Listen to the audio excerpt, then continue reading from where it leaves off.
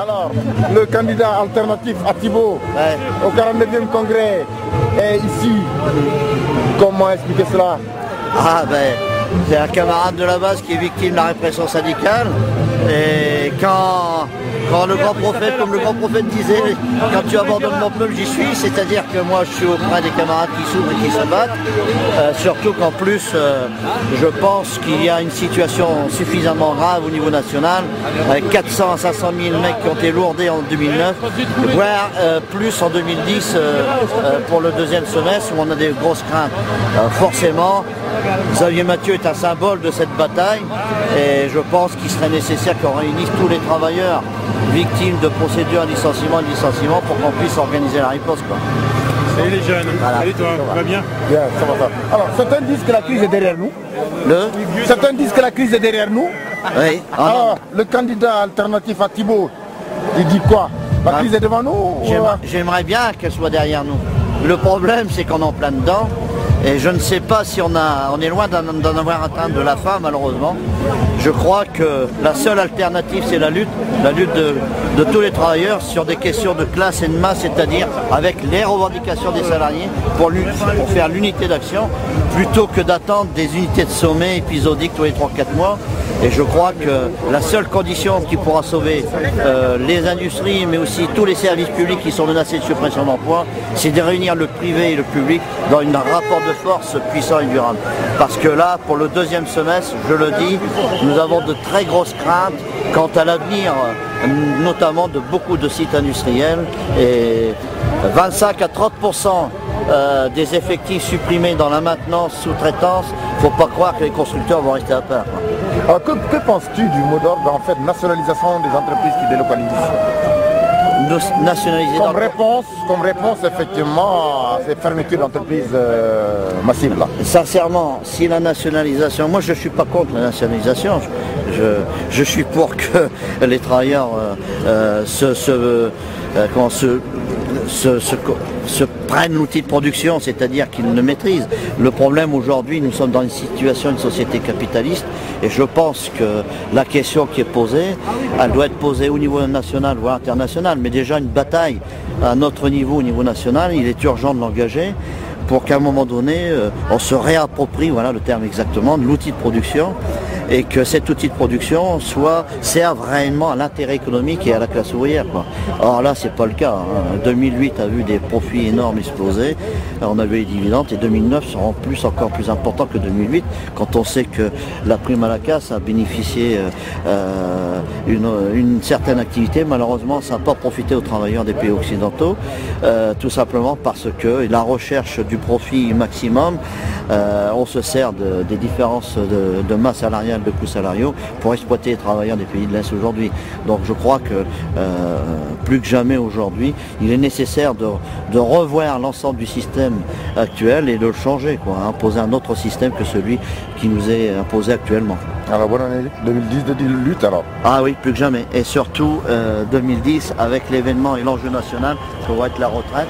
L'occasion nous sera donnée de donner un autre son de cloche que celui que Thibault nous donne actuellement avec des luttes épisodiques tous les 3 ou 4 mois. Absolument. Voilà, une autre stratégie de lutte. Voilà. Alors moi je suis Joël Canal, je suis secrétaire du comité d'entreprise Goodyear. Ouais. Alors nous on en est actuellement, on retourne au tribunal le 27 janvier parce que la direction a décidé de faire appel du jugement qui leur interdit de licencier les 817 personnes. Donc on a nos avocats qui sont quand même plus que confiants puisque on les voit mal se déjuger, hein. Il n'y a eu aucune nouveauté par rapport à... Enfin, ils n'ont apporté aucune nouveauté dans leur dossier, donc je pense qu'on va avoir simplement le rendu du jugement qu'on a vu la première fois, c'est-à-dire l'annulation du plan social des 817 pour le tourisme à Amiens. Il s'avère qu'aujourd'hui, ils essayent de scinder tourisme et agraire, alors que dans la loi française, un plan social, on n'a pas le droit de saucissonner, c'est pour tout le monde la même chose.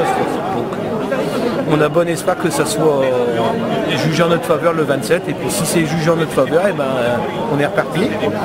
Ça dure encore un an et demi, 2 ans. Bon, nous on n'est pas pressés, hein, de toute manière, hein, on a tout notre temps. Voilà où on en est aujourd'hui. Concrètement, comment ça se passe dans la boîte Ah bah là aujourd'hui, les gens sont hyper décontractés. On n'a pas le seul bémol, c'est qu'on n'a pas vraiment beaucoup d'activités, quoi. Mais bon, les gens touchent leur salaire. On a notre boulot, quoi, puisqu'on vient tous les jours travailler. Donc bon. Il y a il y a meilleure situation, mais il y a pire aussi, quoi. Aujourd'hui, on a encore nos emplois, le même nombre qu'on était il y a 2 ans, il y a 3 ans. Donc tout ça grâce à nos luttes et puis grâce aux jugements aussi quand même qui sont importants, hein, parce que on a quand même une justice en France qui essaye quand même d'être un petit peu logique, on va dire. Donc on en profite pour ça. Alors, en faisant un peu un retour en arrière, qu'est-ce que vous retenez de votre combat? Qu'est-ce qui a été marquant? Avec le recul, qu'est-ce que vous gardez en tête? Ce qu'on garde en tête, c'est qu'à chaque fois que nous on a manifesté ou qu'on a fait quelque chose, on était vachement solidaires et nombreux. Donc je pense que ce qu'il faut retenir, c'est quand on est motivé, que les gens, on leur ment pas, qu'on est honnête avec eux, les gens nous suivent et puis il arrive ce qui nous est arrivé à nous, quoi, c'est-à-dire quelques victoires quand même assez fortes, quoi. C'est hyper important. Nous, c'est ce qu'on retient le plus important, c'est la solidarité entre les gens. Et ces victoires, c'est quoi concrètement? La plus grande des victoires, c'est qu'on est encore notre job aujourd'hui. On est encore à 1400 chez Goodyear. Il y a 3 ans qu'on devrait être 800 de moins. Bon, enfin, il y a 3 ans, on aurait dû être 400 de moins. Aujourd'hui, 800 de moins, on est toujours 1400. C'est quand même une grosse victoire. Très bien. Alors maintenant, Goodyear hier, Conti aujourd'hui, vous êtes là. Quel sens vous donnez à la présence de Goodyear auprès des Conti? On a toujours été un petit peu solidaires de tous ceux qui luttaient, hein, de toute manière. Je me rappelle aussi, il n'y a pas longtemps, on est allé au siège de France. Quand ils ont eu leur plan de licenciement, on a été leur donner un petit coup de main parce que bon, il faut reconnaître aussi qu'on est une plus grosse structure qu'eux. Donc quand on peut donner un petit coup de main à nos collègues qui se battent, on le fait toujours. Et donc Conti, nous ce qui est important, c'est ce que le collègue disait tout à l'heure, hein, c'est s'ils sont condamnés, ça veut dire que nous demain on ne pourra plus manifester non plus et défendre notre emploi. Hein. Donc je trouve que c'est quand même dramatique, hein, ce qui se passe. Hein. C'est la pire des choses qui pourrait nous arriver. Hein. Donc il me semble tout à fait logique qu'on soit là aujourd'hui pour leur donner un petit coup de main. Alors, certains disent que la crise est derrière nous.